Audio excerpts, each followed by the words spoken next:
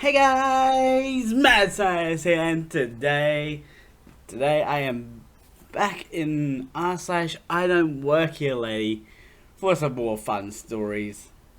Got 4 stories lined up of varying sizes from medium to extra large. So let's get right. Let's start with small and make our way to bigger size. Burn bright, extinguish quickly. I've just got the local corner shop / convenience store where I witnessed, mostly heard, admittedly, a rather spectacular Karen takedown.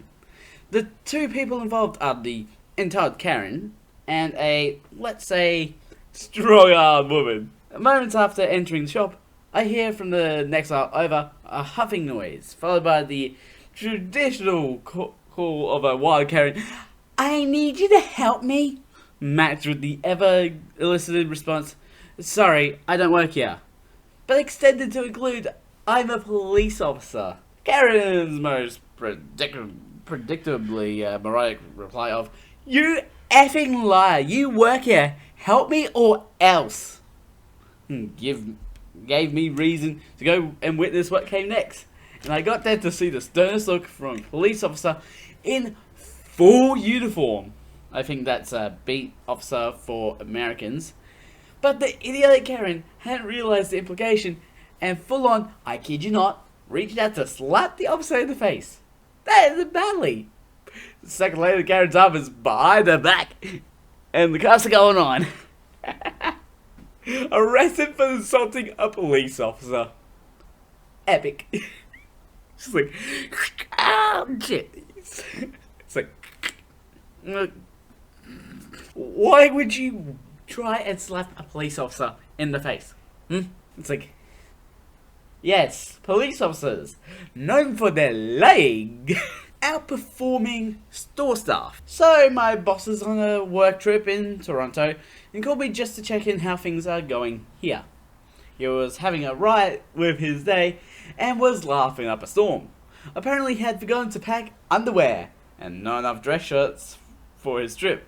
The single 40-year-old guy, so no one to help him pack. So he popped out to some store to go and get himself more clothes. Now let me preface this with when we are working. He's always casually dressed, but when he's at a meeting, he looks top tier. Always. And the man is a silver-tongued devil. He could sell ice to an Eskimo. His tale told me, he told me he was at the store browsing some dress shirts when an older man came up to him in the store asking about hats that were on the wall beside the shirts. His automatic answer was, "Well, let's take a look at what they have." After 5 minutes of browsing, the other guy found a hat and was questioning sizes. The boss's answer was, "Well, let's see what size this is," and checked the inside of the hat, which yielded promising results. But my boss, always looking for fun, said to the guy, "This hat is great, it looks great on you, but you should get 2. You should get another one in a different color because this color is for this kind of social situation, but this color is for that kind of social situation." Of course, he talked the man into buying 2 overpriced hats at this high-end dress store. Said the hats were a couple $100. Wow, okay, good business, man. Then, 15 minutes later, when my boss found his clothes and was ready to pay, he stood in line right behind the guy he just upsold. The guy looked at him and was, "You don't work here, don't you?" And my boss smiled and said, "No, I was just doing some shopping." At which point the other guy turned beet red and paid for his hat and bolted. The manager was on the till, chuckling, and said, "You upsold better than any of the staff who work here." You gotta have the right words. You gotta have the right words for the situation, and this guy did. That is impressive. Oh. You all have inspired me to relate a story from way back when I was a much younger man. Setting, the mid-1990s, mid-sized city on the east coast of the US. So basically, the drug area. I was a college student who normally wore the traditional late teen, early 20s male uniform of worn jeans, band t-shirt covered by plaid flannel, and Chuck Taylor all-star high tops of varying colours. I was enjoying my sophomore year at my small college when I was tasked with an oral report in my current literature class. I knew the material, spoke often in class, and engaged well with the teacher and my classmates. Things were good. I decided for that presentation I would actually put an effort into my appearance. I shaved that morning, put on a few dress clothes that I had brought from home, and even wore a tie. I thought that I cleaned myself up pretty well. But the presentation was well received, and I felt good about how everything went. So after class, I decided to walk myself across the street to partake of a rent-a-movie from the local Blockbuster video rental store. Ah, Blockbuster. If you don't know that, they're basically all gone at this point.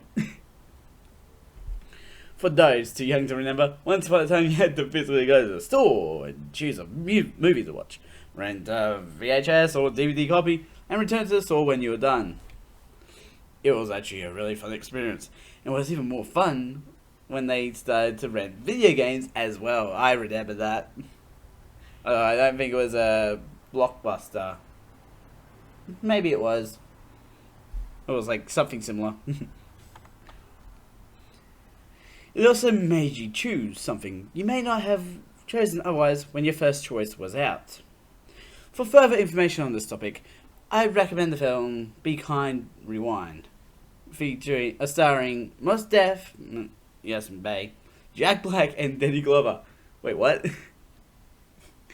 As I perused the store, I noticed a couple of boxes were out of place, so I put them back in order as I decided what to watch that evening.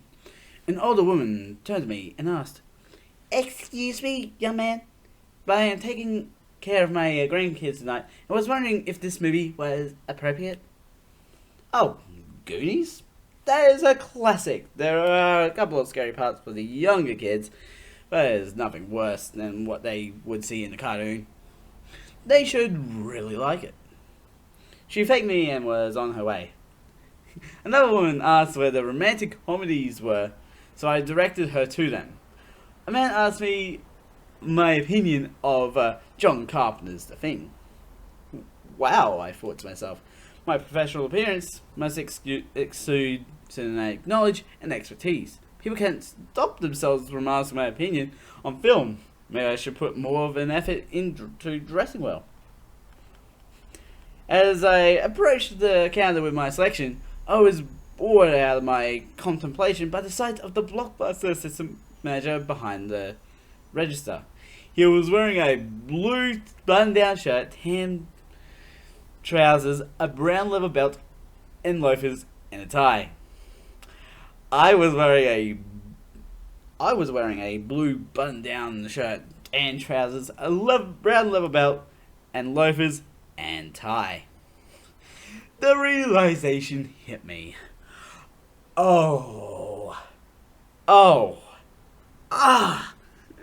TLDR, I thought my professional appearance and vast knowledge of movies was attracting people to me for advice. Well, it turned out that I was just the moron who tries to impress his American romanticism class by dressing like a Blockbuster employee. That'd be a bit awkward. It's just like, oh, in the end you realize, I was dressing like an employee.